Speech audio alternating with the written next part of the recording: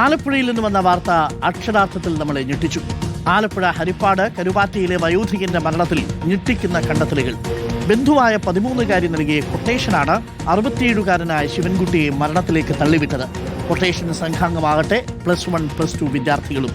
കൊലപാതകത്തിൽ പെൺകുട്ടിയുടെ കാമുകനുമുണ്ട് എന്നതാണ് ഇപ്പോൾ വരുന്ന വിവരം. കൊലപാതക ദൃശ്യം കൗമാര കൊട്ടേഷൻ സംഘം പെൺകുട്ടിയെ വീഡിയോ കോൾ വിളിച്ച് കാണിച്ചു കൊടുത്തു. വയോധികന്റെ വീട്ടിൽ നിന്ന് സ്വർണവും പണവും മോഷ്ടിച്ച് പെൺകുട്ടിക്ക് ഐഫോണും സുഹൃത്തുക്കൾക്ക് ആഡംബര ബൈക്കും സ്വന്തമാക്കുകയായിരുന്നു ലക്ഷ്യം. പക്ഷേ മെയിനായിട്ടുള്ളൊരു ഉദ്ദേശം എന്ന് പറഞ്ഞാൽ ഈ പൈസയും സ്വർണവും അപഹരിക്കുക എന്നുള്ളതായിരുന്നു. ഇപ്പോൾ അത് 4.5 ഗ്രാംസ് പവൻ ഈ ഫ്രണ്ട്സിനായാലും ഒക്കെ ഈ വണ്ടി വാങ്ങിക്കാമെന്നും അങ്ങനെ ഐഫോൺ വാങ്ങിക്കാമെന്നും ഒക്കെ ഇവർ പല പ്ലാൻ ഉണ്ടായിരുന്നു. പൈസ സമ്പാദിക്കാനുള്ള ഒരു ലക്ഷ്യം കൂടെ അവർക്കുണ്ട്. പെൺകുട്ടിയും പെൺകുട്ടിയുടെ കാമുകനും സുഹൃത്തുക്കളും അടക്കം 4 പേരാണ് പിടിയിലായത്. പെൺകുട്ടിയുടെ പ്രായം 13 എന്ന് ഓർമ്മിക്കണം. 3 പേർ ചേർന്നാണ് കൃത്യം നടത്തിയത്. മുറിയിലെ വെന്റിലേഷൻ വഴിയാണ് പ്രതികളിൽ ഒരാൾ അകത്ത് കയറിയത്. വെന്റിലേഷൻ്റെ ഒരു സ്പേസ് ഉണ്ട്, അതിൽ കൂടെയാണ് അകത്തോട്ട് കയറുന്നതും പിന്നെ അവിടെ ഒരു സ്കഫിൾ ഉണ്ടാകുകയും ഇയാളെ അവിടെ വെച്ച് കൊലപ്പെടുത്തുകയും ചെയ്യുന്നത്. കൊലപ്പെടുത്തുന്നതിൻ്റെ വീഡിയോ ദൃശ്യങ്ങൾ ഉടനെ തന്നെ പെൺകുട്ടിയെ വിളിച്ചിട്ട് ഈ ബോയ് ഫ്രണ്ട് വീഡിയോ കോൾ ചെയ്തിട്ട് കാണിച്ചു കൊടുക്കുന്നതായിട്ട് നമുക്ക് അന്വേഷണത്തിൽ ബോധ്യപ്പെട്ടിട്ടുണ്ട്. കൊല്ലപ്പെട്ട ശിവൻകുട്ടി മോശമായി പെരുമാറിയെന്നും ഇതിന്റെ വൈരാഗ്യമാണ് കൊലയ്ക്ക് കാരണമെന്നും പെൺകുട്ടി മൊഴി നൽകിയിട്ടുണ്ട്. എന്നാൽ പോലീസ് അത് പൂർണ്ണതോ വിശ്വാസത്തിൽ എടുത്തിട്ടില്ല. അല്ല, റിവെഞ്ച് സ്റ്റോറി എന്ന് അങ്ങനെയല്ല പറഞ്ഞത്. അതായത് പെൺകുട്ടി ഇതുപോലെ കാമനോട് പറയുമ്പോൾ എന്നെ ബാഡ് ടച്ച് ചെയ്തു എന്നുള്ള രീതിയിലൊരു ഇതുകൂടെ പറഞ്ഞിട്ടുണ്ട്. എന്തായാലും ഇയാളെ കൊല്ലണം എന്നുള്ളൊരു വാശി ആ കുട്ടി പ്രകടിപ്പിക്കേണ്ടത്. അത് നമ്മൾ അന്വേഷണത്തിൽ വെരിഫൈ ചെയ്തുകൊണ്ട് വരികയാണ്. മനീഷ് മഹിബാൽ ഉണ്ട്. മനീഷ് മഹിബാൽ, കേരളത്തിൽ ഒരുപക്ഷെ കുറ്റകൃത്യങ്ങളുടെ ചരിത്രത്തിൽ ഏറ്റവും പ്രായം കുറഞ്ഞ ഒരു പെൺകുട്ടി ഒരു കൊലപാതകത്തിന് കൊട്ടേഷൻ നൽകിയെന്ന് ഞെട്ടിക്കുന്ന വിവരമാണ് നമ്മൾ ഇന്ന് കേട്ടത്. എന്തു തന്നെയാണെങ്കിലും അങ്ങനെ ഒരു കുട്ടി ചിന്തിക്കുമോ എന്നത് ഇപ്പോഴും നമ്മുടെ മുന്നിൽ ഒരു ചോദ്യചിഹ്നമായി തന്നെ കിടക്കുന്നു.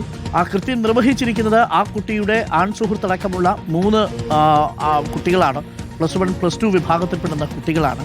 എന്താണ് ഈ കൗമാര കുറ്റകൃത്യത്തിലേക്ക് നയിച്ചത്? നമുക്ക് മനസ്സിലാക്കുന്നത് എന്താണ്? അരുൺകുമാർ, ഏറ്റവും ഒടുവിൽ പോലീസ് നൽകുന്ന വിവരങ്ങൾ അനുസരിച്ച് ഈ കൊലപാതകത്തിന്റെ മുഖ്യ ആസൂത്രക 13 വയസ്സുകാരി തന്നെയാണ്.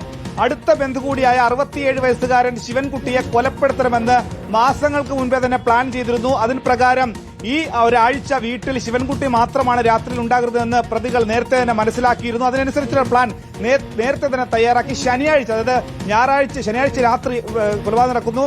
ഞായറാഴ്ച വെളുപ്പിനെ ഇവർ അവിടെ കടക്കുന്നു. അങ്ങനെ ശനിയാഴ്ച രാത്രി ഇവരെത്താൻ വേണ്ടിയിട്ടുള്ള എല്ലാ ഗൂഢാലോചനയും പ്ലാനിംഗ് തയ്യാറാക്കുന്നത് 13 വയസ്സുകാരിയാണെന്നാണ് പോലീസ് വ്യക്തമാക്കുന്നത്. പക്ഷേ ഇവിടെ പെൺകുട്ടി അവസാനം നൽകുന്ന മൊഴി ഈ കൊല്ലപ്പെട്ട വയോധികന്റെ ഭാഗത്തു നിന്ന് മോശമായ പെരുമാറ്റം, ബാഡ് ടച്ച് അടക്കമുള്ള കാര്യങ്ങൾ ഉണ്ടായി എന്നും ആ വിവരം തന്റെ ആൺസുഹൃത്തിനോട് പറഞ്ഞുവെന്നും ആൺസുഹൃത്ത് ഇതിൽ പ്രകോപിതനായി ഇതിന്റെ വൈര്യ തീർക്കാനായി വന്ന് കൊലപ്പെടുത്തിയെന്നുമാണ് പെൺകുട്ടി അവസാനം മൊഴി നൽകുന്നത്. ഇത് പൂർണ്ണ വിശ്വാസത്തിൽ പോലീസ് എടുത്തിട്ടില്ല. കാരണം ഇവരുടെ പ്രധാനപ്പെട്ട ലക്ഷ്യം മോഷണം തന്നെയായിരുന്നു. അത് കരുതിക്കൂട്ടി വന്നതാണ്. മോഷണത്തിന് മുൻപും മോഷണത്തിന് ശേഷം അത് തെളിവ് നശിപ്പിക്കാനും ഒപ്പം തന്നെ മോഷണം നടത്താനുള്ള എല്ലാവിധ സജ്ജീകരണങ്ങളുമായിരുന്നു പ്രതികൾ എത്തിയത്. അതിന്റെ ഏറ്റവും വലിയ ഉദാഹരണമാണ് ശുചിമുറിയിലെ വെന്റിലേഷൻ. ചെറിയൊരു ഹോൾ വഴിയാണ് ഈ പ്രതികളിൽ ഒരാൾ അകത്ത് കയറുന്നത്, മറ്റുള്ളവർക്ക് കുറ്റി തുറന്നു കൊടുത്ത് അകത്തേക്ക് കയറാനുള്ള അവസരം കൊടുക്കുന്നത്. അങ്ങനെ മുളക് പൊടി വിതറുന്നു.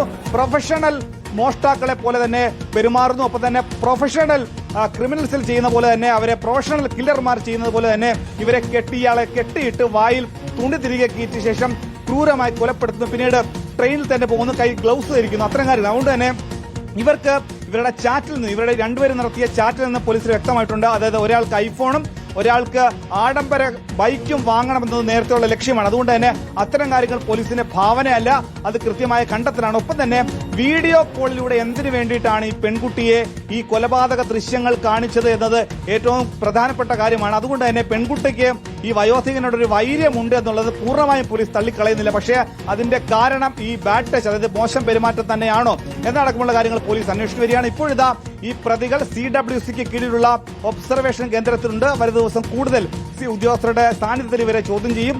എന്താണെങ്കിലും ഈ കേസിൽ ഹരിപ്പാട് പോലീസ് വേഗത്തിൽ നടത്തിയ അന്വേഷണത്തിലാണ് +1, +2 വിദ്യാർത്ഥികളായിട്ടുള്ള 2 പേരും ഒപ്പം തന്നെ +1ൽ പഠിത്തം നിർത്തിയ ഒരാൾ 13 വയസ്സുകാരി ഒടുവിൽ പിടിയിലായത്. Thank you. മനീഷ് മഹിബാലാണ് വിവരങ്ങൾ നൽകിയത്.